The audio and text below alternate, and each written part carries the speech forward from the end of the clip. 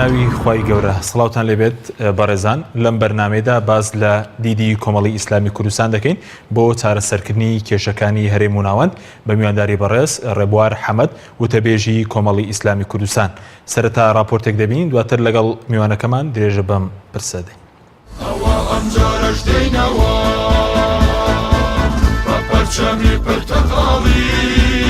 کۆمەڵی ئیسلامی کوردستان سەرمایەیەکی بەنرخ و گەوهرێکی بەهادارە بۆ ئیسلام دۆست و حەقخوازەکانی کوردستان.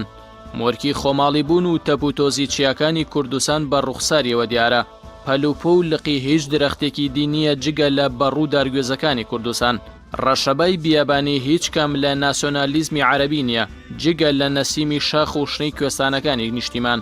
دەرچووی هیچ قوتابخانە و حوجرەیەکی ژێرنیری ستەمکاری عەقلی عروبیەت و دەسەڵاتە نەوتاویەکانی کەنداو نییە جگە لە قوتابخانەکانی سەلاحەدین و ئیبن و سەلاح و شافیعی و بێتوشی و ئامێدی و ماوەران و پریس و خەلەکان. نووسراوی ئامادەکرا و تەڵقینی پێشوەختەی هیچ بزوتنەوەیەکی ئەزمونکراوی شکست خواردووی وڵاتانی تر نییە جگە لە ئەزموونی هەڵقوڵاوی ڕاستەقینەی کتێبەکانی مودەڕیس و نۆدەیی و وانەی فەقیەکانی شێخ محەممەدی شانەدەری و مەلای واژەیی و هۆرێنی و مامۆستا عوسمان و ئەزموونی فکری و فەلسەفی نووسینەکانی مامۆستا عەبدولعەزیز پارەزانی و مەلا محەممەدی شارەزۆری نەبێت. کۆمەڵ ناچێتە ژێرباری ناچاری چاوسورکردنەوەی هیچ ستەمکارێکی کوردی و دەرەکی و بیانی چونکە دەرچووی کوورەی تاقیکردنەوەی ژینگەی ستەمکاریە و لێکەوتەی چەوساوەی و ستەمدیدەیە. چاک دەزانێت چۆن مامەڵە لەگەڵ ئەو ژینگە نالەبارەدا دەکات. لە فێرگەی خوبەیب و بیلال و یاسر و سومەیەوە دەرسی خۆڕاگری خوێندووە. کۆمەڵ ئەشکەنجەی زیندانەکانی سەردەمی باعسی مەحەتەی هەولێر و ئەمنە سوورەکەی سلێمانی و هەیئەی خاسەی کەرکووک و ئەمنی عامەی مووسڵی بیر نەچوەتەوە. دەزانێت ژانی لەدایکبوون چەند بە ئازارە. ببینن دەستەمۆی هەڕەشە و تۆقاندنی درۆی ڕووکەشی دیموکراسی خوازان و بەناو ئازادی ویستان نابێت لە کوردستان. نایەوێت دوو ڕوو ببێت لەگەڵ خودا و خاک و خەڵکدا بەڵکو سینەیەکی ساف و ئاهێکی پڕ حەسرەتی مەینەتباری خەڵکی خێر لە خۆنەدیوی ئەم نیشتیمانەیە. هاوار و نزای دایکێکی جەرگ هەڵقرچاوی گەرمیان و گەرمەسێرە. دەستێکی بەسۆزی میهری خوداییە و بەدیاری بۆ خەڵکی کوردستان هاتووە. زادەی ڕەسەنایەتی هەڵەبجە و هەورامان و بتوێن و پشدەر و بادینان و گەرمیان و بابە گوڕگوڕی کوردستانە.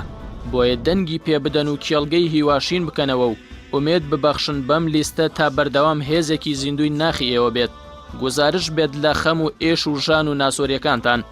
سەوچوار هەڵبژێرن تا دڵنیا بن ئیسلام وەکو بیر و باوەڕ و کوردایەتی وەکو ئینتیمای نەتەوەیی و نیشتیمانی دوانەیەکی لێکدانە بڕاون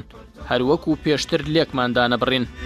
ئاشیژمارە سەد و چوار نەردەنگدانە دەڵێنەوە نەردەنگدانە دەڵێنەوە.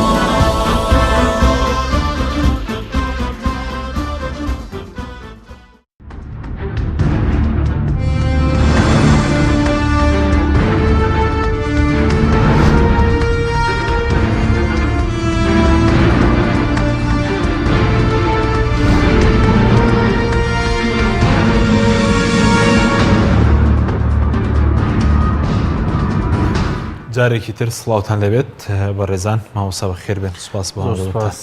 سوپاس. ئەگەر سەرەتا لەو دەست پێ بکەین بانگشەی هەڵبژار لیستی کۆمەڵی ئیسلامی کوردستان لە هەرێمی کوردستان چۆن بەڕێوە دەچێوە پێشوازی خەڵک بۆ ئەم لیستە چۆنە؟ بسم الله الرحمن الرحیم. زۆر سپاس. سڵاو لە بینەرانی کەناڵی ئاسمانی پەیام و لە هاوڵاتیان و هاونیشتیمانیانی هەرێمی کوردستان لە ڕێگەی کەناڵی ئاسمانی پەیامەوە. ئێمە ینی نزیک دەبینەوە لە کۆتا ڕۆژەکانی هەڵمەتی هەڵبژاردنەکان بۆ ئەنجومەنی نوێنەرانی عێراق. ئێمە حەقیقەت توانین ینی هەڵسەنگاندنی خۆمان بۆ ینی بانگەشەی هەڵمەتی هەڵبژاردننی کۆمەڵ لە دوو ڕۆ بکەین. یەک لە ڕووی دەنگدەر و هاوڵاتیانی هەرێمی کوردستانەوە ئەلحەمدولیلا پێشوازیەکی گەرمە بینی و بەڕاستیەوەی ئێمە بینیمانیانی لەم بانگەشەی هەڵبژاردنمان هەمومانیانی هەم لەسەر ئاستی کاندیدەکانمان و هەم لەسەر ئاستی کادر و سەرکردەکانی کۆمەڵی ئیسلامی هەموو ئەوانەی کە بەشدار بووین لە هەڵمەتی بانگەشەی هەڵبژاردن لە هەموو شار و شارەدێ و ناحیە و قەزا و کۆی لادەکانی کوردستان حەقیقەتەوە ئێمە چووین و پێم وایە شوێنێک نییە ئێستا لە هەڵمەتی بانگەشەی هەڵبژاردننی کۆمەڵی ئیسلامی پێنەگەیشت بێ. حقیقەتەوەی ئێمە تا ئێستا بینیومانە زۆر جێی دڵخۆشیە و پێشوازیەکی گەرم و گوڕ لە کۆمەڵی ئیسلامی هەیە و من پێم وایە دەرکەوتێمە بەم هەڵمەتی هەڵبژاردنە دەرکەوتەوەی لە 4 ساڵی ڕابردوو کردومانە جێی ڕەزامەندی هاوڵاتیانی هەرێمی کوردستان بووە و ئێمە حقیقەت خواستی ئەوانمان جێبەجێ کردووە و ئێمە بەڕاستی ئەوەی بینیومانە پێشوازیەکی گەرم و گوڕەوە خەڵکی بە جۆرەیانی پێشوازی لە کۆمەڵەکەن کە کۆمەڵ بڵێ سەری بەرزە بۆی جارێکیکە لە دەرگای هاوڵاتیانی هەرێمی کوردستانەداتەوە جارێکی کە متمانەی پێ بدەنەوە دەنگی پێ بدەنەوە کاندیدەکانی سەرخەنەوە بۆ ئەنجومەنی نوێنەرانی عێراق عەفوکە لایانی دوو هەمەگەر یارمەتیم بدەیت خۆمانین یانی ئەوەی کە بانگەشەی هەڵمەتی هەڵبژاردننی کۆمەڵەکەی لەو ڕۆژەوە بەڕاستی ئێمە بانگەشەیەکی گەرم و گوڕە بینین هەم کاندیداکانی کۆمەڵ و هەم کادر و ئەندامانی کۆمەڵی ئیسلامی دۆست و هەوادار و سەرخرانی ئەم لستە ئەوانەی پاڵپشتی لستی 104 کۆمەڵی ئیسلامی ئێمە پاڵپشتێکی گەورە بینین لەلایەن جەماوەری کوردستانەوە بۆ ئەو لستە و هاوکارن لەگەڵمان و ئەم هەڵمەتەی ئێمە بۆتە هەڵمەتێکی میلی و چین و توێژەکان لەگەڵمان بەشدارن و هەڵمەتێکی گەرم و گوڕ بەڕێوە چۆن پێشما ڕەنگە کۆمەڵ بانگەشەیەکی جوانی کردووە کە وەکو هەڵوێستەکانی جوان و گەشەدارە حقیقەت بەس هیچ خڕوخاتێکتان نەکردووە لە بانگەشەی هەڵبژاردن لەبوونم لایەنەکانی دەسەڵات مڵکی گشتی بەکاردێنن پۆستی گشتی بەکاردێنن دەمانچە دەبەخشنەوە پارە دەبەخشنەوە یعنی خڕوقات کراوە خۆتە زانی زۆرتر هەندێک داتا و ئاماریش بڵاو کراوە تۆ لستی کۆمەڵ و لستێکی پاک دەستنیشان کراوە کە خڕوقاتی نەکردووە و ئێمە شتانەمان نییە حقیقت بیدەینە دەنگ دەرەوە بیدەین خەڵک چۆن بانگەشتان بۆ دەکات ڕەنگی خەڵک لە بەرامبەر ئێمە هەڵمەتی هەڵبژاردننی ئێمە بە بەردەوامی دژی کڕینی ئیرادەی خەڵکە دژی دەستەمۆکردنی هاوڵاتیانە دژی ئەوەیە کە مڵکی گشتی پارەی گشتی بەکاربهێنرێ بۆ کڕینی ئیرادەی خەڵک و زەوتی ئیرادەی خەڵک بکرێن لە ڕێی ترسەوە لە ڕێی موچەوە لە بەکارهێنانی هەموو ئەو هۆکارانەوە کە بەداخۆ خۆتە زانی تا ئێستاش بەشێکی گەورەی ینی هەردوو پارتە دەستەڵاتدارەکان لە هەرێمی کوردستان وەک عادەتی هەمیشەیان لستی موچە خۆرانی هەرێم بەکاردەهێننەوە بۆ ئەوەی کە هاوڵاتی پێدەستەمۆکەن ئیرادەی هاوڵاتیان زەوتکەن و ئەو پیشەی ئەوانە حقت ئێمە لەو ڕۆ خڕوقاتمان بەرامبەر کراوە و ویلایمە خۆمانێنی پێچەوانەی ئەوە هەمیشە بانگەشمان کردووە پێمان وایە بانگەشەی ئازاد ئەوەیە کە تۆ بە هەڵوێستە سیاسیەکانت بە مەواقیفەکانت بە نوێنەرەکانت بە بەو سیمەت و تایبەتمەندیانەی هەتە لە کارکردن لە پەرلەمانی هەم ئەنجومەنی نوێنەرانی عێراق و هەم لەو ناوەندانی حکوومەتی شتەیدا بەشداربووی ئەوەیە ئەو خەڵکی بتناسنەوە بەو تایبەتمەندیانەی هەتەوە خەڵکی دەنگ بداتەوە بەو کاندیدانە لە ڕێی ئەو متمانەی کە بەدەستیان هێناوە لە ڕابردوودا بەڵێ بەس سبارەت بە ئەوانەی کە بانگەشە بۆ لیستەکەی ئێوە دەکەن بێ بەرامبەرە چیتان هەیە یعنی چی پامێکتان هەیە بۆ ئەوان ڕەنگە خەڵکی ترە بێ بە پارە مەسەلەن بانگەشەیە بکە بەزانەی ئێوە بێ بەرامبەر مەسەلەن بانگەشە دەکەن بەردەوام لەسەر ئاسی هەموو کوردستان حەکیم خۆتە زانی کۆمەڵی ئیسلامی یعنی قیادە و قەواعیدی سەرکردایەتی و کادر و هەوادارانی پێکەوە بەشدارن لە بانگەشەی هەڵبژاردن واوەی کە هەموو لایەک بینیومانە لە پۆستەر هەڵواسینەوە سەرکردەکانی کۆمەڵ بەشدارن هەتا لەگەڵ کاندیدەکان هەتا هەڵمەتی ماڵ بۆ ماڵ و سەردانی ڕۆژانە و ئێمە ڕۆژانە تو دەست بۆ هەر شارێکی هەرێمی کوردستانە بە ژمارەیەک لە قیادەکانی کۆمەڵی ئیسلامی سەردانیەکەن لەوێن لەگەڵ کاندیدە بەڕێزەکانی کۆمەڵی ئیسلامی هەڵمەتی ئێمە هەڵمەتێکی خۆبەخشە حقیقەت هەڵمەتێکی خۆبەخشە دڵسۆزی دافع و پاڵنەری هەوادار و کادر و ئەندامانی ئەو لیستەیە و ئێمە بەڕاستی جگە لە تەقدیر جگە لە پێزانی شتێکمان نییە بۆ ئەو خەڵکە من پێم وایە ئەو دڵسۆزیەشە کە وای لە کۆمەڵی ئیسلامی کردووە کە هەم جەماوەری کوردستان دڵی پێی خۆش بێ و هەم لە ناوخۆی کۆمەڵی ئیسلامیش ئێمە دڵمان بۆ خۆش بێ کە سەرکەوتن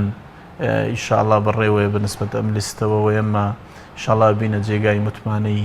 دەنگدەرانی هەرێمی کوردستان بۆی کە حقیقەت وەکو باسم کردیان ئەو تایبەتمەندیانەی کە ئێمە لە سیاسەتکردندا زۆر جار وتومانە تایبەتمەندیەکانی لستی کۆمەڵی ئیسلامی یان نوێنەرەکانی کۆمەڵی ئیسلامی یەک ئەوەیە و کاندیدانە کاندیدی ڕازگۆن دەستپاکن و ئەمینن بۆ نوێنەرایەتی کردنی خەڵک و کاندیدی بە هەڵوێستن و کاندیدێکن کە لەسەر ینی ئەو نوێنەرانەی ئێمە کە لە بەغدا بوون ڕابردوویان پێناسەیانە وە کۆمەڵی ئیسلامی لە ڕابردووی پێناسەتی وە خەڵکی توانێت بە ڕابردووی کۆمەڵی ئیسلامی کۆمەڵ بناسێتەوە ئێمە هێزێکین حەقیقات نە لە بەرامبەر تەماع و پارەدا بە چۆکدا دەین و لە بەرامبەر ترسیشدا بە چۆکدا دەین و کۆمەڵی ئیسلامی ئەو هێزەیە کە هەمیشە توانیویەتی ئەو حەجمەی کە هەیەی گەورەتر لەو حەجمە نوێنەرایەتی هاوڵاتیانی هەرێمی کوردستان بکە و تەجاوزی ئەوەی کردووە کە نوێنەرەکانی کۆمەڵ تەنها نوێنەری دەنگدەرەکانیان بن بەڵکو نوێنەری خەڵکی کوردستان بوونە بە تێکڕایی و هاوڵاتیانی هەرێمی کوردستان شایەتی ئەو ڕاستیان بۆ ئەو تایبەتمەندیانە پاڵنەری ڕاستەقینەی هاوڵاتیان و لەوەش ئەولاتر هاونیشتیمانیان بە تێکراوە کادیر و ئەندامانی کۆمەڵیشن بۆ سەرخستنی بەڵێ بەس بەرەزوتت ئێوە پارە و ترس واتەنێ ناکاتەوە لە استراتیژی خۆتان سارتان کاتەوە لە ماوەی 4 ساڵی ڕابردوو پارەتان خراوەتە بەردەم بۆی پاشگەزمەوە لە بەرەی گەل یاخود فشاری زۆرتان لەسەر هەبووە ئەمە کاکە لە هەرێمی کوردستان ئیرادەی تاکە کردرێت چ جایەوەی حزبێک ینی بە تاکید ئەگەر لە هەرێمی کوردستان ئاسان نییە هێزێک لە بەرامبەر تەماع و ترسی دەستەڵاتدارانی هەرێم بمێنێتەوە ڕابوەستێ لە مەیدانداوە چۆکدانەداوە من نەدا بۆ خواستەکانیان وە لە بەرەی شەرعیەت و یاسادا بمێنێتەوە بەرگری کاری مافی خەڵکی هەژار و چەساوە بێت وە بەرگری لە مافەکانیان بکە پاڵ پشتیان بێت وە دژی ئەو ستەمکاری بۆستێتەوە کە لە هەرێمی کوردستان هەیە و دژی ئەو قۆڕخکاریە بێتەوە کە لە مؤسساتەکانی هەرێمی کوردستان هەیە دژی دزینی سامانی گشتی و بە هەدەردانی بۆستێتەوە دژی ئەو گەندەڵکاریە قوڵیە ببێتەوە کە لە هەرێمی کوردستان هەیە بە تاکی دەوانە هەبوو ئێمەوان ئەوانەمان بە ئاسانی تەجاوز کردووە لە هەرێمی کوردستانەمە یەکێکە لە پیشە هەرە خراپەکانی دەسەڵاتی سیاسی لە هەرێمی کوردستان کڕینی ئیرادەی تاک کڕینی ئیرادەی حزب و کڕینی ئیرادەی وەزیر و کڕینی ئیرادەی پەرلەمانتار ومە حاڵەتێکە ڕۆژانە ینی ئێمە لە 4 ساڵی ڕابردوودا بینی ومانەکە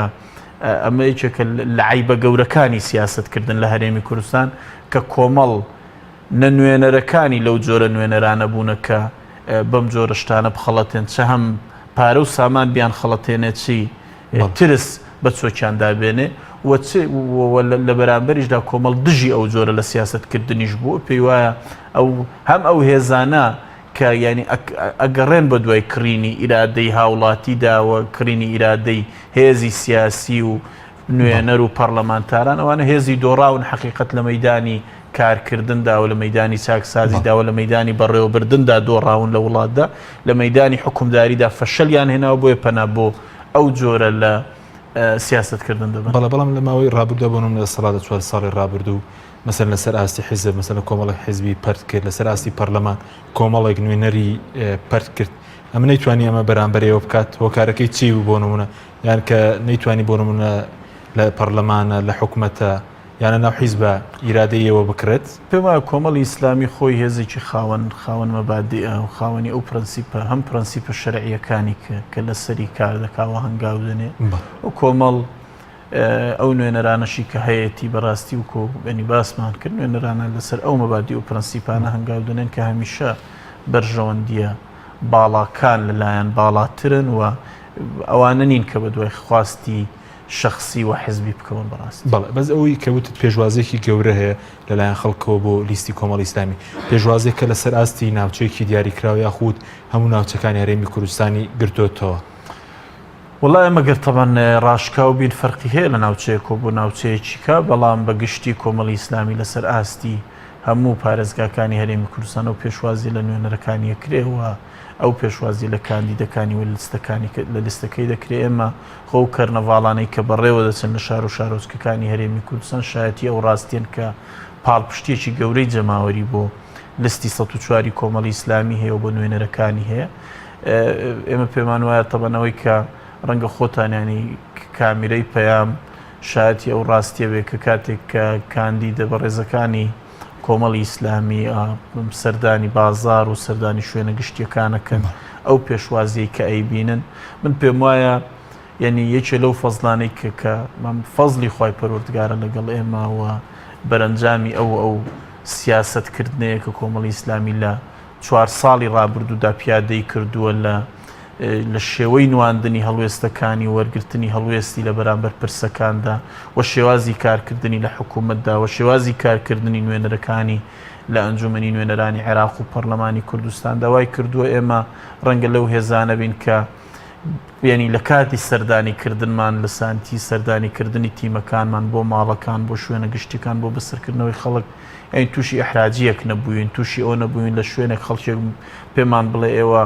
یعنی بۆ دێنداوای دەنگدان لە خەڵکەکەن پێچەوانەیمان بینیوە کەوت وتراوە زیاد لە دەیان نمونەمان لایەکە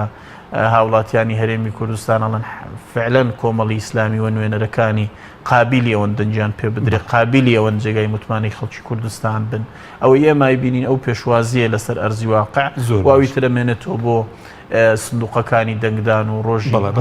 بەڕێز دەڵی پێشوازێکی گەورەیە لە سەراستی شەقامە بەڵام ئێمە دەبین لەن هەندێک هێزی دەسەڵاتداریشەوە دەژاتێکی کۆمەڵ دەکرێت بۆنم لە ڕێگەی حیزبی سێبەرەوە لە ڕێگەی میدیای چاوەشەکارەوە ئەمە پەیوەندی بە چیەوەیە؟ وڵا بەداخەوە ئەمە یعنی بۆ ئێمە وەکو کۆمەڵی ئیسلامی ناڵم چاوەڕوان نەکراو بوو بەڵام بەداخەوە ینی لە میدیای سێبەر دەرچووە و ینی هەندێک دەستگای میدیایی گەورە بوونەتە ئاراستەکەری ئەو جۆرە لە چاواشەکاری و کارکردن من پێم وایە جارێ سروشتی کارکردن ئێمە مەسەلەن دەستگایەکی میدیاییمان هەیە وەکو کۆمەڵی ئیسلامی کە لە تۆڕی میدیایی کۆمەڵدا بەرجەستەیە ڕوون و ڕاشکا و دیارە کە باسی هەڵوێستەکانی خۆمانەکەین و باسی بەرنامەی هەڵبژاردننی خۆمانەکەین و باسی گەندەڵیەکانی دەستەڵات و شێوازی بەڕێوەبردننی وڵات و ئەوان چۆن لە پرۆسی سیاسی لە هەرێمی کوردستان و لە بەغدادا دۆڕاون وەنیان توانیوە ئیداری ئەم وڵاتە بدەن ئەوەی ئێمە لەم هەڵمەتی هەڵبژاردنەدا وتومانە هیچی تازە نییە و هیچی زیاد نییە بگرەوەی لەم هەڵمەتەدا وتومانە کەمتر نەبێ لەوەی لە 4 ساڵی ڕابردوودا وتومانە زیاتر نییە ئۆتۆمەندی کۆمنت هەیە وەسائق هەیە کۆی خیتابەکانی جارێ بەڕێز هەر ئەمیری کۆمەڵی ئیسلامی بەڕێز مامۆستا عەلی باپیر کۆی خیتابی مامۆستا عەلی باپیر لە 4 ساڵی ڕابردوودا هیچ فەرقێکی نەبووە لەگەڵ ئەو خیتابانەی کە ئێستا لە کاتی بانگەشەی هەڵبژاردندا هەیەی لە کەرنەڤاڵەکانی کۆمەڵی ناکەن بۆنم دژاتی گەندەڵی ناکەن لەبەرەوە ئێمە خیتابی ئێمە هەمانە و خیتابەیە کە 4 ساڵی ڕابردوودا گوتاری سیاسی کۆمەڵی یارمەتیم بدە گوتاری سیاسی کۆمەڵی ئیسلامی لەسەر دامەزراوە ئێمە ڕوون و ڕاشکە و بەرنامەی خۆمانە خەینە ڕوو و گەندەڵیەکانی دەسەڵاتە خەینە ڕوو و سروشتی بەڵام ئەوی تر بەڕاستی هەندێک لەو دەستگانەی کە جنابت باسی دەکەی لە ڕێگای جۆرا و جۆرەوە بە بڵاوکردنەوەی چاواشەکاری هۆکارەکەی هەر ئەوەیە کاکە لە هەرێمی کوردستان دەستەڵاتێک دەستی بە کورسیەوە گرتووە نایەوێت دەنگێکی ڕاستەقینە هەبێ نایەوێت ئیرادەیەکی بەهێز هەبێ کە لە بەرامبەریدا بە چۆکدانەیە من پێم وایە کۆمەڵی ئیسلامی ئەو هێزە بوو لە 4 ساڵی ڕابردوودا دەستەڵات نەیتوانی کۆمەڵ بە چۆکدا بێنێ دەستەڵات نەیتوانی کۆمەڵ بە بەهێزی بە بوێری بە خۆڕاگری بە چەسپاوی بە وەستاوی لە مەیدان مایەوە لەبەرەوە ئەو چاواشەکاریانەی کە ئێستا هەیە بۆیە ئەو هێزانە گەورە نەبن چونکە گەورەبوونی ئەو هێزانە فراوانبوونیان پێداکوتانیان لە ساحەکە زیادبوونی نوێنەرەکانیان لە مەسلحەتی ئەوان نییە لە زەرەری ئەوانە گەورەبوونی ئەو هێزانە کۆتاییە بە دەستەڵاتی قۆرخکاری ئەوان کۆتاییە بە شێوازی نوێنەرایەتی ئەوان کۆتاییە بەو دزی و گەندەڵیە کە لە سامانی گشتیەکەن ئەوان باش ئەو هێزانە دەناسنەوە کە دەتوانن بەدیلیان بن دەتوانن لە بەرامبەریان بوەستنەوە دەتوانن ئەو هێزانەی کە چونکە ئێمە لەسەر ئەرزی واقع حقیقەت و من زۆر جاری کە تەمان لێرەش و لە بەرنامەکانی کەش گوتومانە ئێمە لەسەر ئەرزی واقع تاقی کراوینەوە ئەم هێزانە ئەو هێزانەی دەرچوون دیارن و ئەو هێزانەی کە شکستیان هێناوە دیارن لە تاقیکردنەوەکانی هەم حکومڕانی لە هەرێمی کوردستان و هەم نوێنەرایەتیکردن لە ئەنجومەنەکانی هەم نوێنەرانی کوردستان و هەم پەرلەمانی عێراق لەبەرەوە ئەو چاواشەکاریانە کاک حەکیم ڕاستیەکەی هەر ئەوەیە بۆ بێهیواکردنی خەڵکە لە گۆڕانکاری و بۆ ئەوەیە کە بڵێن هەڵبژاردن گۆڕانکاری ناکە بۆ ئەوەیە کە هاوڵاتیانی هەرێمی کوردستان جارێکی کە دەنگ بەو هێزە سیاسیە سواوە دۆڕاوانە بدەنەوە کە ئەمەی کە هەیە لە هەرێمی کوردستان بەڕاستی بەرەنجامی حکومڕانی 27 ساڵی ڕابردووی ئەوانە بەڵێ بەس چاوەشەکاریکە تەنان لە ئاستی بۆنە کۆمەڵی کەناڵی میدیایە کە لەسەر حیسابی مەسەلەن بودجە و نەوتی خەڵکی کوردستان بەرەوچیان خۆ لەسەر ئاست حیزبی سێبەریشە بۆ نمونە جگە ینی لە ئاست حیزبی سێبەریشەوە ینی چاوەشکاریتان بەرامبەر دەکرێت لە ڕێی یارمەتیدانیەوانەوە بە تاکید دەوانەی کە جەنابەت باس کرد هەمووی ڕاستە لەسەر ئەو ئاستانە هەیە و چاوەشەکاریەکی گەورە هەیە و حتا نابەرامبەری هەیە لە شێوازی ئەو هەڵمەتەش کە ئەگرێ بۆ باشە باسی فشارت کرد کە دەسەڵات فشار دەخاتە بۆ نەخڕوقات دەکا بەڵام ئێمێسەر لە بەردەم دەنگدانی مەسەلا بە تایبەتی بۆ هێز ئەمنیەکان زۆرێک لە فشارەیە پامی وەکو کۆمەڵی ئیسلامی چییە مەسەلا بە تایبەتی بۆ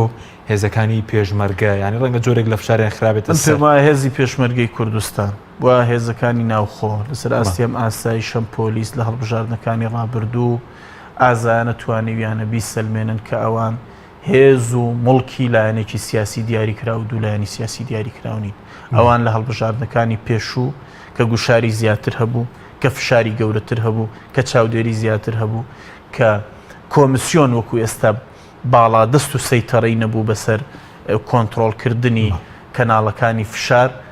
لەو قۆناغانەدا پێشمەرگە و هێزەکانی ئاسایش و ناوخۆ بە سندوقەکانی دەنگدان سەلماندویانە کە ئەوان پشکی هەموو لایەنە سیاسیەکانیان تێدایەوە ئەوانیش وەکو هەر هاوڵاتیەکی هەرێمی کوردستان دەنگدەرن لە هەرێمی کوردستان بەڵێ پارێزەر و قەڵغانی ئەمن و ئاسایشی هەرێمی کوردستانن بەڵام ئەوان مڵکی هێزێک و دوو هێزی دیاریکراونی من پێم وایە ئەمجارە گەورەتر هێزی پێشمەرگە و هێزەکانی ئاسایشی ناوخۆ پۆلیس گۆڕانکاری دەکەن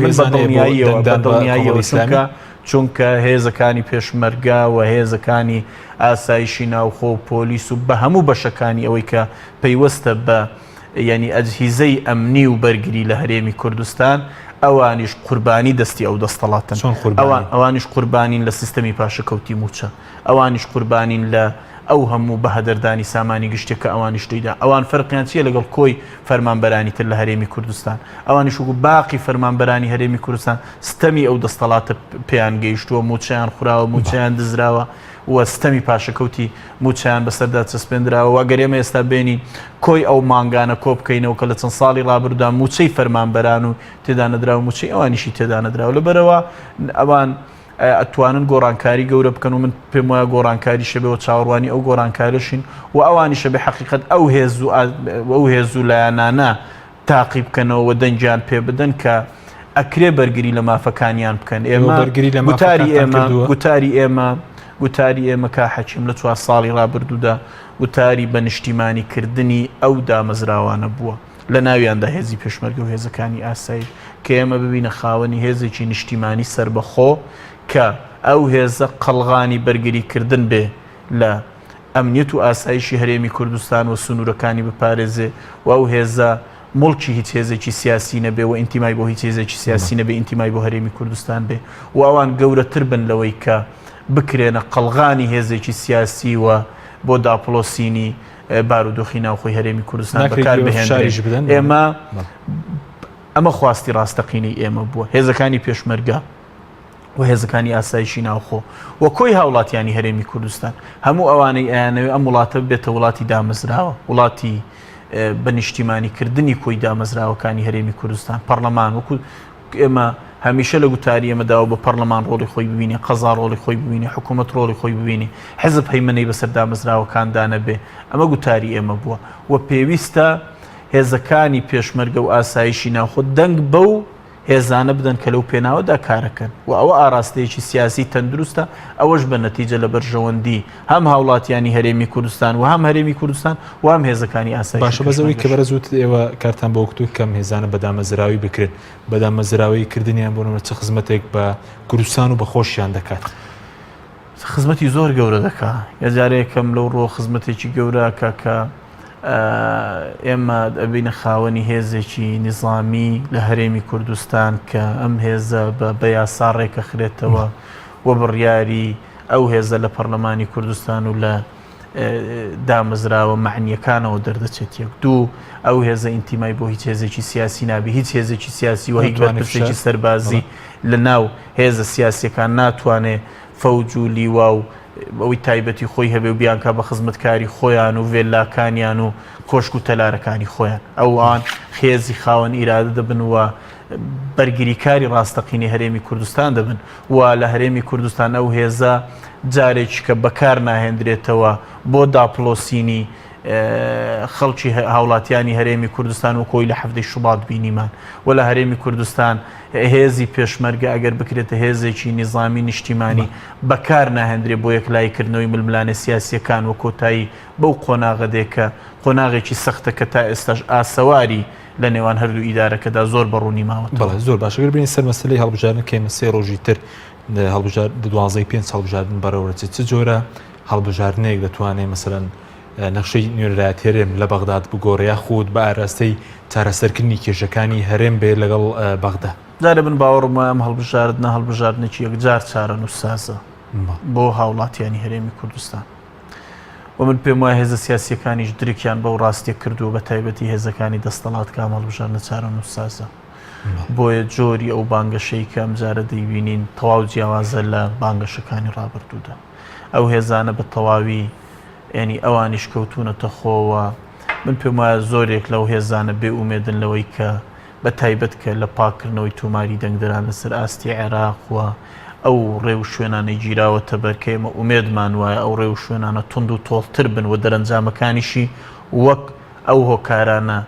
بێکە ئێستا گیراونەتە بەر بۆ ڕێگرتن لە گزیکاری و لە تەزویر و ساختەکاری. من پێم وایە بە ڕێگرتن لە تەزویر لەو ساختەکاری گەورەی کە لە هەڵبژاردنەکانی ڕابردوو بووە قۆناغێکی نوێ لە نوێنەرایەتیکردنی هاوڵاتیانی هەرێمی کوردستان لە بەغدا دەست پێکە. ئەم هەڵبژاردنە لە دووسێ ڕۆ گرنگە بۆ هاوڵاتیانی هەرێمی کوردستان. یەکەم لەو ڕووە کە کۆتایی بەو جۆرە لە نوێنەرایەتی دێنێکە لە ساڵانی ڕابردوودا لە کۆی خولەکانی پێشووی هەڵبژاردنەیەک لە دوای یەکەکانی عێراق لە دوای ڕوخانی ڕژێمی پێشووەوە ئەو جۆرە نوێنەرایەتی کە لە دوو هێزدا بەرجەستە بووە. ئەم دوو هێزە کە هەمیشە نوێنەرایەتیکردنی هاوڵاتیانی هەرێمی کوردستانیان بەکارهێناوە لە بری بەرگری لە خاک، لە بری بەرگری لە سنووری مادەی 140، لە بری جێڕانەوەی ئەو بەشە گەوری خاکی هەرێمی کوردستان بۆ سەر هەرێم شەڕی پۆستیان کردووە لە بەغدا. لە جیاتەوەی پۆست بەکاربێنن ئەو پۆست و مەناسیبانە بەڵێ گرنگن بۆ هاوڵاتیانی هەرێمی کوردستان، لە جیاتی ئەو پۆست و مەناسیبانە لەسەر هەموو ئاستەکان لە عێراق بەکار بهێندرێن بۆ جێڕانەوەی مافی هاوڵاتیانی هەرێمی کوردستان، بۆ بەرگریکردن لە بودجەکەیان، بۆ جێڕانەوەی ئەو بەشە گەورەی خاک بۆ سەر هەرێمی کوردستان، بۆ چەسپاندنی زیاتری دەستور و بنەماکانی لە هەرێمی کوردستان، بۆ بەهێزکردنی ئەو قەوارە سیاسیەی کە لە دوای ڕوخانی ڕژێمی پێشووی بەعز دروست بوو بە پێچەوانەوە پۆستیان بەکارهێنا بۆ بەهێزکردنی پێگەی حیزبەکانیان لە هەرێمی کوردستان، بۆ بەهێزکردنی پێگەی خۆیان لە ناو حیزبەکان بەکاریان هێنا بۆ خۆ دەوڵەمەندکردن، بۆ دروستکردنی وێلا و باڵەخانە گەورەکانیان. ئەوان بوونە ئەم نوێنەرانەی هەرێمی کوردستان من بە داتاوە ئەتوانم ئەوە بسەلمێنم و پێویستیشی نییە هاوڵاتیانی هەرێمی کوردستان نەزانن. ئەوان بوونە بەشێکی گەورەی ئەو گەندەڵی لە بەغدا هەیە و ئەوە نوێنەرەکانی ئەو هێزە دەسەڵاتدارانەی هەرێمی کوردستان بوون کە پشتی گەورەی ئەو گەندەڵیەشیان بەردەکەوێت کە لە بەغدا هەیە و ئەو گەندەڵیەی کە لێرە کردیان ئەوان چۆن لێرە لە گەندەڵیدا تابی نەقاقات تێکەوتون لە بەغدا شەروایان کرد. ئەم نوێنەرایەتیە ئەو جۆرە نوێنەرایەتی ئەگۆڕێ. ئەم هەڵبژاردنە دەستپێکی گۆڕانکاریە لەو جۆرە نوێنەرایەتیە بۆ نوێنەرایەتیەک کە نوێنەرایەتی خەڵک بێ، نوێنەرایەتی هاوڵاتی بێ، نوێنەرایەتی بەرگری بێ لە قوتی هاوڵاتیانی هەرێمی کوردستان، لە پشکی ئەوان لە بودجە، لە جێڕانەوەی شکۆی شکێندراوی هەرێمی کوردستان لە دوای ڕیفراندۆمە شکست خواردووەکەیان، لە جێڕانەوەی ئەو بەشە گەورەی خاکی هەرێمی کوردستان کە سنووری مادەی 140 لە چەسپاندنی دەستور لەو سنوورە. ئەم جۆرە لە گۆڕانکاری بەرەنجامی ئەو هەڵبژاردنە. ناوبڕێکمان هەیە دەگەڕێنەوە وڵاتان. بەڵێ بینەرانی بەڕێز ناوبڕێک و دەگەڕێنەوە وڵاتان لەگەڵمان بمێنەوە.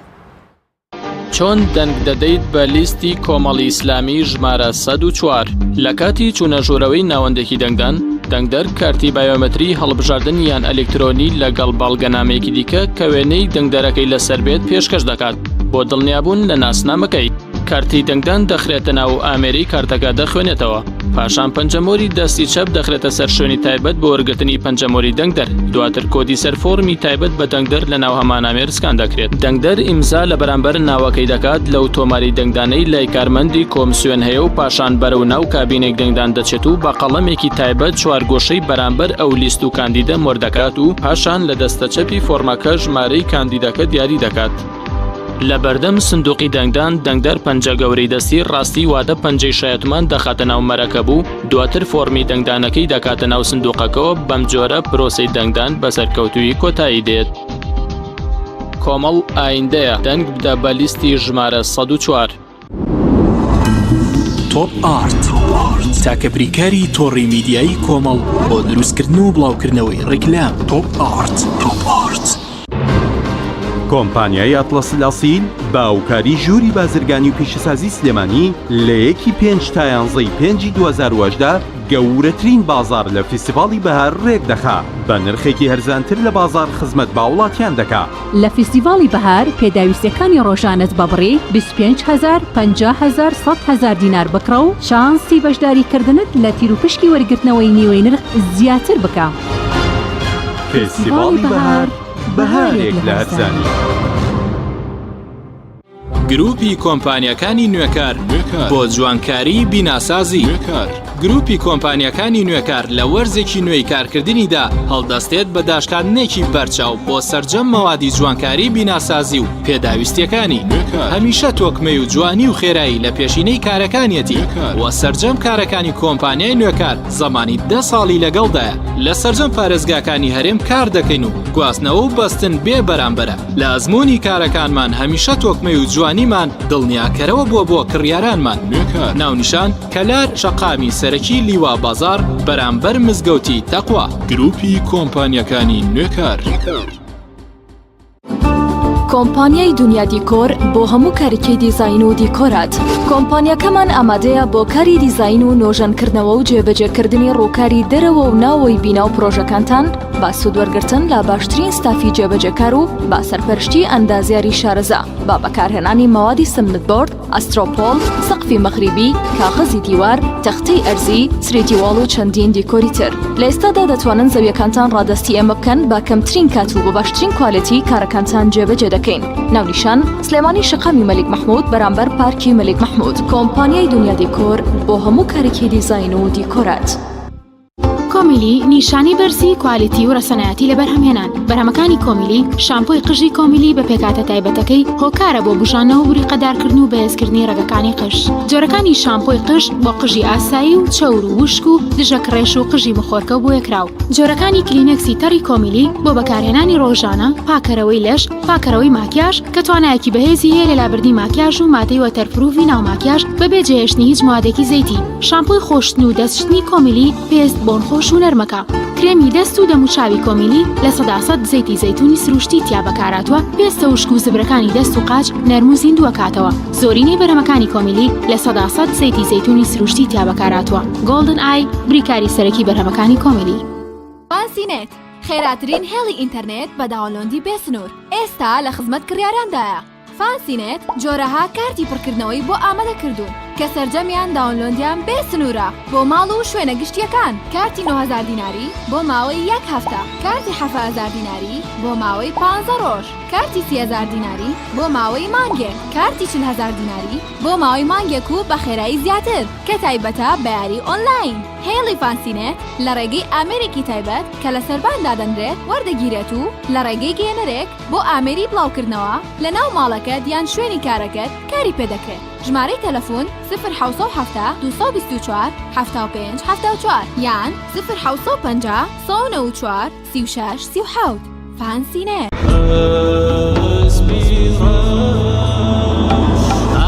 ئەزانن چیا ئەسپیڕەش سەرچاوی چێژە و ڕەونەقدار و گەش بەراکەت و خێر پێویستی ماڵە وەرن لای ئێمە بانە بن بێبەش برنج و ساوار شعری و چایە باش و نیسک و نۆک ڕۆن و لۆبیایە ئەسپیڕەش تەنیا و بێوێنە و جیایە چی خواردن هەیە هەمووی مالایە هێندە هەرزانە کەس نابێ بێبەش کوالێتی بەرز و تام و بۆنی خۆش بەرهەمە شازەکانی ئەسپیڕەش بەرهەمە شازەکانی ئەسپیڕەش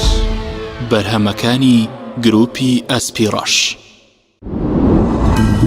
تۆپ ئارت تاکە بریکاری تۆڕی میدیایی کۆمەڵ بۆ دروستکردن و بڵاوکردنەوەی ڕیکلام. تۆپ ئارت. چۆن دەنگ دەدەیت بە لیستی کۆمەڵی ئیسلامی ژمارە 104 لە کاتی چوونەژوورەوەی ناوەندێکی دەنگدان دەنگدەر کارتی بایۆمەتری هەڵبژاردن یان ئەلکترۆنی لەگەڵ بەڵگەنامەیەکی دیکە کە وێنەی دەنگدەرەکەی لەسەر بێت پێشکەش دەکات بۆ دڵنیابوون لە ناسنامەکەی. کارتی دەنگدان دەخرێتە ناو ئامێری کارتەکە دەرخوێنێتەوە. پاشان پەنجەمۆری دەستی چەپ دەخرێتە سەر شوێنی تایبەت بۆ وەرگرتنی پەنجەمۆری دەنگدەر. دواتر کۆدی سەرفۆرمی تایبەت بە دەنگدەر لە ناو هەمان ئامێر سکان دەکرێت. دەنگدەر ئیمزا لە بەرامبەر ناوەکەی دەکات لەو تۆماری دەنگدانەی لای کارمەندی کۆمسیۆن هەیە و پاشان بەرەو ناو کابینێک دەنگدان دەچێت و بە قەڵەمێکی تایبەت چوارگۆشەی بەرامبەر ئەو لیست و کاندیدە مۆر دەکات و پاشان لە دەستە چەپی فۆرمەکە ژمارەی کاندیدەکە دیاری دەکات. لە بەردەم سندوقی دەنگدان دەنگدەر پەنجە گەورەی دەستی ڕاستی واتە پەنجەی شایەتمان دەخاتە ناو مەرەکە بوو دواتر فۆرمی دەنگدانەکەی دەکاتە ناو سندوقەکەەوە بەم جۆرە پرۆسەی دەنگدان بەسەرکەوتووی کۆتایی دێت. کۆمەڵ ئایندەیە دەنگ بدە بە لیستی ژمارە 104.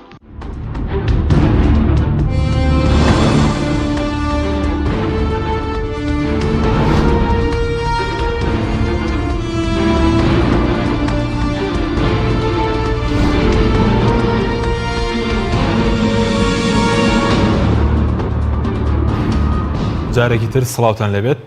بەڕێزان ماوسە پێش ناوبرەکە باسی ئەومان کرد کە چ جۆرە هەڵبژاردنێک دەتوانێت ئەم جارە گۆڕانکاری دروست بات یاخودێ وەکو کۆمەڵی ئیسلامی چاوەڕوانێکتان لە خەڵکی کوردستان هەیە لەم هەڵبژاردن. بەڵێ تەوان ئێمە بە تاکید چاوەڕوانی کۆمەڵی ئیسلامی لە تێکڕای هاوڵاتیانی هەرێمی کوردستان بە هەموو چین و توێژەکانیەوە ئەوەیە کە متمانە بە کۆمەڵی ئیسلامی و بە نوێنەرەکانی کۆمەڵی ئیسلامی بکەن. ئێمە لە ماوەکانی ڕابردووە چ لە بەغداوە چ لە هەرێمی کوردستان بەرگریکارێکی سەرسەختی مافەکانی هاوڵاتیانی هەرێمی کوردستان بووین سیاسەتی کۆمەڵی ئیسلامی و نەخشەی سیاسی کاری کۆمەڵ لە 4 ساڵی ڕابردوودا ئەوە بوو کە ئەو بەڵێنانەی ئێمە لە هەڵبژاردنەکانی پێشوو بە هاوڵاتیانی هەرێمی کوردستانماندا ڕازگۆیانەبی بینە سەر بەڵێنماندا بەرگری لە مافەکانیان بکەین کردمان بەڵێنماندا کە ئێمە نوێنەری ڕاستەقینی هاوڵاتیانی هەرێمی کوردستان بین کردمان بەڵێنماندا ئەگەر بەشدار بین لە حکوومەت خزمەتکارێکی ڕاستەقینەی هاوڵاتیانی هەرێمی کوردستان بین بووین ئەو کاتێک کە بووین بەڵێنماندا ئەگەر ئەو حکوومەتە نەتوانێت گۆڕانکاری بکە شەراکەتی ڕاستەقینە بەرجەستەکە نەبین نەبووین کشاینەوە ئێمە پابند بووین بە کۆی ئەو بەڵێنانەمان لە ئاستی عێراق و لە ئاستی هەرێمی کوردستان ئێستا ئێمە بە بەرنامەیەکی نوێەوە بە هەمان نەخشەی سیاسی خۆمانەوە جارێکی کە لە بەردەم هاوڵاتیانی هەرێمی کوردستان بەشدارین بە لستی 104 لە هەڵبژاردنەکانی ئەنجومەنی نوێنەرانی عێراق ئێمە چاوەڕوانین مانەوەی کۆمەڵ لەسەر هێڵوەستەکانی پابندی بە بەرنامەکانی ڕابردووی مانەوەی لە سەنگەری خەڵک و هاوڵاتیانی هەرێمی کوردستان بەرگریکردنی لە خەڵکی هەژاران خزمەتکردنی هاوڵاتیانی هەرێمی کوردستان کۆی پرۆژەکانی لە خزمەتی چین و توێژەکانی هەرێمی کوردستان خزمەتکردنی هاوڵاتیان لەسەر حسابی خزمەتکردنی ئەوەن پێچەوانەی هێزولایەنە سیاسیەکانی کە بەرژەوەندی کەسی و حزبیان زاڵ کرد بەسەر بەرژەوەندی گشتیکاندا ئێمە پێچەوانەی ئەوەمان کرد ئێمە نەهاتین لە بەرامبەر وەرگرتنی امتیازاتی حزبی لە بەرامبەر وەرگرتنی امتیازاتی شخصی و کەسی بۆ کەسەکان و بۆ هێزە سیاسیەکەشمان چاو بپۆشین لە خواستی گشتی هاوڵاتیانی هەرێمی کوردستان ماینەوە لە بەرە و لە سەنگەری بەرگریکردن لە شەرعیەت لە یاسا لە مافی خەڵک لەستەم لێکراوان ئێستا ئێمە چاوەڕوانین هاوڵاتیانی هەرێمی کوردستان ئەو هێزە بەهێزترکەن متمانەی زیاتری پێ بکەن متمانەی گەورەتری پێ بکەن و بۆی ئێمە ئیدامە بە و ئاراستە سیاسی خۆمان بدەین و بۆی هیچ هێزێکی سیاسیش هەموو ئەو هێزانش کە بێ هەڵوێز بوون لە بەرامبەر هاوڵاتیانی هەرێمی کوردستان ئەوانەی کە دەستیان چۆتە قوتی هاوڵاتیانی هەرێمی کوردستان ئەوانەی کە تا بینە قاقا لە گەندەڵی تێکەوتون ئەوانەی قۆرخکاریان لە مواسساتەکانی دەوڵەت کردووە جارێکی کە ذاتی ئەوە نەکەن کە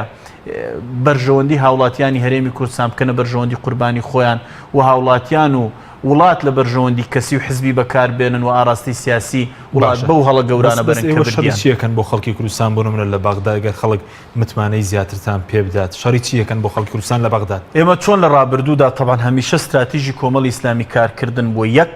لە بەرگریکردن لە مافەنەتەوەیەکانی هاوڵاتیانی هەرێمی کوردستان ئێمە ئەو مافەنەتەوەیانەی کە هەمانە وەکو نەتەوەی دووەم وەکو پێکهێنەرێکی ئەساسی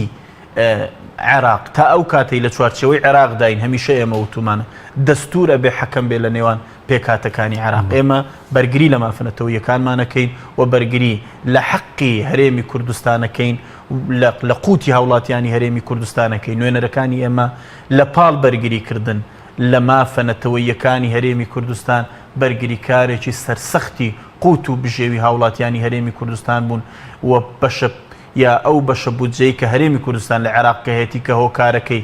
لە جگە لە عێراق حکومڕانە فاشیل و گەندەڵەکانی هەرێمی کوردستان کە ئەوەی ناویاننا سیاسەتی سربەخۆی دارایی سیاسەتێک بوو لە پێناوی خۆیان و سەر بە خۆیان بوو بۆ خۆ دەوڵەمەندکردن و خەڵک هەژارکردن بۆ دروستکردنی ڤێلا و کۆشک و تەلار و ئەو سەڵتەنەتەی کە بۆ خۆیان دروستیان کردو و عیش و نۆشەی خۆیان ئەیکەن لەسەر حسابی هەژارکردنی زۆرینەی هەر زۆری هەوڵەتی دەتانەوێت چارەسەرێکی بۆ بنەڕەتی بۆ مەسەلەی موچەش بدۆزێتەوە لەگەڵ بەغدایە بە تایبەتی کێسەبووی سیاسەتی نەوتەوە هەرێمی کوردستان حەقی مەشروع و دەستوری خۆی هەیە لە بودجەی لە بودجەی عێراق هاوڵاتی لە هەرێمی کوردستان مافی خۆیەتی فەرمانبەر مافی خۆیەتی وەک هاوتاکانی خۆی لە پارێزگاکانی تری عێراق موچە وەربگرێ هەرێمی کوردستان و پارێزگاکانی هەرێمی کوردستان مافی خۆیانە وەک هاوتاکانی خۆیان لە پارێزگاکانی تری عێراق بودجەیان هەبێ بۆ ئاوەدانکردنەوە بۆ بەڕێوەبردن ئەوەی کە لە عێراق حەڵاڵە بێ لە هەرێمی کوردستانیش حەڵاڵ بێ نابێ لێرە سێ پارێزگای هەرێمی کوردستان و پارێزگایەکی دادپێدانەندرا و بەرەنجامی ئەو دەسەڵاتی هەرێمی کوردستان کە پارێزگای هەڵەبجەیە ستەم لێکراو بێ چەوساوە بێ مافخوراو بێ لە بەرامبەریشدا پارێزگاکانی تری عێراق حقوقیان هەبێ نوێنەرانی هەرێمی کوردستانە بێ ئەو حەقە بجێڕنەوە بۆ هەرێمی کوردستان باشە بەس هەوڵەتیان چۆن دەتوان لە ڕێم هەڵبژاردنەوە کار بکەن بۆ مەسەلەن بەتایبەتی بۆ مەسەلەی موچەلێنەوە هەرێم و بەغدا بۆیەوەی کە گەندەڵێکی زۆر تاڵانفرۆشێکی زۆر لەنەوە تێبەدەن کانێن دەتوان ئەم گەندەڵی و تاڵانفرۆشی ڕابردن ناتوانن هاوڵاتی لە هەرێمی کوردستان دەتوانێت دەستی ئەمین و پاک هەڵبژێرێ ئەتوانێت ئەو نوێنەرانە هەڵبژێرن کە ئەمینن کە پاکن کە بەهێزن کە خاوەنی قسەی خۆیانن کە لەسەر بەڵێنەکانی خۆیان ماونەوە کە پابەند بوونە بەڵێنەکانی کە خاوەنی بڕیاری خۆیانن خاوەنی ئیرادەی خۆیانن ئیرادە فرۆش نین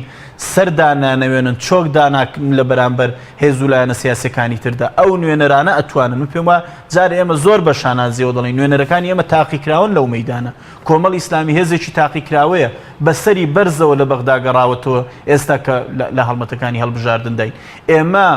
هەم لە هەرێمی کوردستان نوێنەرەکانمان هەم لە بەغدا کاتێک توانیانە بەرگریکاری سەرسەخت و سەرڕاستی هاوڵاتیانی هەرێمی کوردستان بن ئەتوانین داوای هەمان متمانە بکەینەوە و هاوڵاتی ئەتوانی لە ڕۆی ئەو جۆرە نوێنەرانە و لە ڕێگای ئەم جۆرە هێزە سیاسیانە ئەو گۆڕانکاری بەس ئێوە گەر خەڵکی وسان متمانەی زیاترتان پێ بکات دەتوان کار بۆ مەسەلەی موچەکەەوە کۆتایی بەم قۆڕخکاری بەتایبەتی لە مەسەلەی نەوت بێنرێکە لە پێناو بەرژەوەندی کەسی خەڵکی کوردستان بوو بە قوربانی پرۆسەی نەوت سەرۆکی فراکسیۆنی کۆمەڵ کە هاوکات بڕیاردەری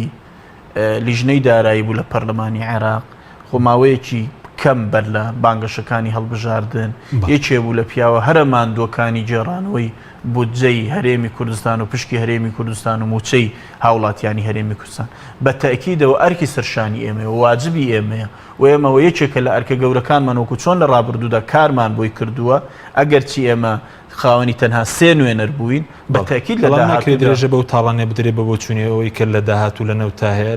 کاکە هاوڵاتیانی هەرێمی کوردستان بە سزادانی هاوڵاتیانی هەرێمی کوردستان بە سزادانی ئەو هێزانەی کە دەستیان لە تاڵانکردنی سامانی گشتی ئەو وڵاتە هەیە ئەو هێزانەی کە سەفەقاتی سڕیان لەگەڵ حکوومەتی ناوەند هەبووە لە ڕابردوودا ئەو هێزانەی کە سیاسەتی ئابووری سەر بەخۆیان لە پێناوی خۆیان و حیزبەکانیان خستۆتە گەڕ بۆ هەژارکردنی کۆی هاوڵاتیانی هەرێمی کوردستان و هەرێمەکەش ئەبێ ئەو هێزانە سزا بدرێن ئەوانە بێت تێبگەن کە هاوڵاتیانی هەرێمی کوردستان تر بە کۆتایی بەوان هێناوە هاوڵاتیانی هەرێمی کوردستان متمانەی بەوانە نەماوە هاوڵاتی ئەگەر ئەو گۆڕانکاریەنەکە تاڵانکاری بەردەوامە بێ هاوڵاتی ئەگەر ئەو هێزانە نەکاتە زۆرینە کە زۆرینەیەکی سەرڕاست و ئەمین و دەستێکی پاک و بەهێز هەڵبژێرە بۆ نوێنەراتی ئەو تاڵانی چێ بەردەوامیەکە هێزە حکومڕانەکانی هەرێمی کوردستان ئەوانەی کە لە ڕابردوو تاڵانکاریان کردووە ئەم جاریش ببنەوە نوێنە تاڵانکاری بەردەوام ببێ ئەوانەی هۆکاری بڕینی موچەی فەرمانبەرانی هاوڵاتی بوون ئەم جارەش هاوڵاتی لە هەرێمی کوردستان متمانەی پێ بکاتەوە تاڵانکاری بەردەوامە بێت هاوڵاتی لە هەرێمی کوردستان ئەوانە متمانە پێ بکاتەوە کە هۆکاری ئەساسی لە دەستدانی سەدا پەنجاویەکی خاچی هەرێمی کوردستانن دوور نییە بەشەکەی تری خاچی هەرێمی کوردستانیش لە دەست بدەین هەڵبژاردن دەبێت لە پێناوی ئەو گۆڕانکاریە بێت و بێ هەڵبژاردنە هاوڵاتیان من پێم وایە ئێمە ئێستا لە سەرەتای قۆناغێکی نوێ و نەخشەیەکی سیاسی نوێ داین لە هەرێمی کوردستان و عێراق لە 4 ساڵی ڕابردوودا ئێمە شایەتی بینینی زۆرترین خۆپیشاندان بووین، زۆرترین ناڕەزایەتی، گەورەترینی ئەو ناڕەزایەتیانە بۆ ناڕەزایەتی مامۆستایان بووە و ناڕەزایەتی فەرمانبەرانی هەرێمی کوردستان بووە. لە 4 ساڵی ڕابردوودا هەمومان ریز و سرەی پیرە پیا و پیرەژنی ئەم وڵاتەمان لە بەرچاوە لە بەردەم دایرەکانی خانە نشینی کە بوراوەی تێدا بوو، مردووی تێدا بوو، هەمان بوو جانی لە دەستدا لە ناو سرەی ئەو خانە نشینیانە. خۆتە زانی ئێمە ئەو کارەسات و مەساتانەمان لە بیرە کە ئەوانە هۆکاری بوون، هەمومان لە بەرچاومانە کەم ئەندامان و خاوەن پێداویستیە تایبەتەکان چەند هاواریان کرد، چەند گریان لەسەر شاشەکانی تەلەڤیزیۆن، کێ بوو موچەی بڕین، کێ بوو موچەی پێنەدان. ئەو دەستەڵاتە بوو. ئەبێ هاوڵاتی لە هەرێمی کوردستان سزای ئەو دەستەڵاتە بدا کەستەمی لە چین و توێژەیەک لە دوایەکەکانی هەرێمی کوردستان کرد. لەبەرەوە ئەو نەخشە سیاسیە بە چ دەگۆڕێ؟ بە دەنجی هاوڵاتی، بە دەنجی هاوڵاتیانی هەرێمی کوردستان لە 12/5 ئەو گۆڕانکاریەی لە هەرێمی کوردستان ڕووەدا، لە هەڵبژاردننی نوێنەرەکانی هەرێمی کوردستان لە ئەنجومەنی نوێنەرانی عێراق دەبێتە سەرەتای گۆڕینی نەخشەی سیاسی لە هەرێمی کوردستان. ئەم هەڵبژاردنە سەرەتای دروستکردنی داهاتوێکی پڕهویە و پڕ ئومێدە بۆ هەڵبژاردنەکانی داهاتووی کوردستانیش کە ئەوە دەبێتە ئێوە بەڵێن بە خەڵکی کوردستان دەدەن بۆ من ئەگە دەنگتان پێ بدەن بەجددی کار لەسەر مافەکانی بکەن لەگەڵ هەرێم و بەغدا بۆ چارەسەرین کێشەی خاکە، کێشەی پێشمەرگێ، مەسەلەن کێشەی موچەیەوە لە کوردستانی لە داهاتوو بەردەوام دەبن لە ڕوبەڕووبوونەوەی حکمی تاکە کەسی و بنەماڵەیی. کۆمەڵ بەکردەوەمەی سەلماندووە، کۆمەڵ بەکردەوە سەلماندی کە لە بەرەی خەڵک و هاوڵاتی دەمێنێتەوە. کۆمەڵ لە 4 ساڵی ڕابردوودا لە بەرابەر پرسی ریفراندۆم ئێمە کە زانیمان پرسی ریفراندۆم لە بەرژەوەندی هاوڵاتیانی هەرێمی کوردستانیە، سربەخۆی حەقێکی مەشروعی هەندێک لەو هێزە سیاسیانەی کە هۆکاری ئەساسی ئەنجامدانی ریفراندۆم بوون ئەڵێ آخر دەوڵەت حەقێکی مەشروعە. دەوڵەت و ریفراندۆم دوشتی لەکجیان، دەوڵەت حەقێکی مەشروعی ئەو میلەتەیە، بەڵام ریفراندۆم لە کات و تەوقیتێکی ناتەندروست لە هەلومەرجی هەم لە ڕووی ناوخۆی، هەم لە ڕووی دەرەچیەوە، هەم لە ڕووی لەوەی کە پەیوەندیە، هەم لە ڕووی ئاستی هەرێمایەتی و نێودەوڵەتیش ئامادەکاری بۆ نەکرابوو دەرەنجامەکانیشی دیارن. ئێمە نەترساین لەوەی بڵین ئەم ریفراندۆمە لە بەرژەوەندی هاوڵاتیانی هەرێمی کوردستان نییە، نەترساین لەوەی بەشداری مەجلیسە حزبیەکانیان نەکەین لە ئامادەکاریەکانیان بۆ ریفراندۆم، نەکەوتینە دوای ئەو ئیمبراتۆریەتە ئیعلامیەی کە دروستیان کرد کە هاوڵاتیە لە هەرێمی کوردستان بە هەڵەدابرا لە پاسەپۆرتی لە سوتاندنی پاسەپۆرت لەوەی کە دەوڵەت بەڕێوەیە. ئێمە تێگەیشتین کە دەوڵەت دروست ناکرێ، تێگەیشتین کە بەرەنجامەکانی لەم خۆناغەدا مەترسی هەیە، تێگەیشتین کەەوە هۆکاری لە دەستدانی ئەو بەشە گەورەی خاکە بێ لە هەرێمی کوردستان، تێگەیشتین کە دەسەڵاتی کوردی لە کەرکووک و لە ناوچە جێناوکانەکەوێتە مەترسیەوە و کەوت بوێرانە هەنگاومانە. ئەو کاتەی زانیمان لە بەغدا نوێنەرایەتی هەرێمی کوردستان بەو شێوەیە ناکرێ هەنگاومانە. تێگەیشتین کە نوێنەرایەتیکردنی بەغدا یەک ریزی لە بەغدا لەسەر حسابی ئەوە ناکرێت کە تۆ چاوپۆشی لەستەم و لە شێوازی هەڵی نوێنەرایەتیکردنی ئەو هێزە دەستەڵاتدارانە لە بەغدا ئەساسی یەک ریزی لە بەغدا بریتە لە دادگەری لە هەرێمی کوردستان لەوەی کە لێرە شەراکەتێکی ڕاستەقینە و هاوڵاتی بکرێتە سنتەر، خزمەتی هاوڵاتیانی هەرێمی کوردستان بکرێت، سامانی گشتی بجێڕدرێتەوە بۆ هاوڵاتی. ئەوەی کە لێرە لە هەرێمی کوردستان بەرجەستە دەبێت ئەوە یەک ریزی لە بەغدا دروست دەکات. کۆمەڵی ئیسلامی تێگەیشت دروست هەنگاوینە. ئەو هەنگاوە دروستانەمان ئێمە لە 4 ساڵی ڕابردوودا باشترین شایەتیمانن بۆ 4 ساڵی داهاتوو. خەڵک متمانەتە بەردەوام لە ڕووبوونەوەی حکمی تاکەکەسی بۆ نمونە قۆڕخکاری لە پەیوەندی هەرێم و بەغدای خەڵک متمانەتان پێ بدە کێوە لە ماوەی ڕابردوو ڕوبەڕووی حکمی تاکەکەسی و بنەماڵەی بوونەوە. نەهجی کۆمەڵی ئیسلامی، نەهجی کۆمەڵی ئیسلامی لەسەر ئەو استراتیژەی کاری لەسەر کردووە بەردەوام ببین تا دروستکردنی سیستمێکی حکومڕانی ڕەشید و تەندروست لە هەرێمی کوردستان، تا بە نیشتیمانیکردنی تا مزراوەکان، تا سەروەرکردنی یاسا لە هەرێمی کوردستان، تا ئەوەی هاوڵاتیە بێتە سنتەر، تا مڵک و سامانی گشتی دەگەڕێتەوە بۆ هاوڵاتی، تا شەفافکردنی سەرچاوەکانی دارایی، تا ئیرادەی حەقیقی دەنگدەر لە سندوقەکانی دەنگدان بەرجەستە دەبێ و نوێنەرایەتی ڕاستەقینەی هاوڵاتی دەبێتە حکومڕانی ئەو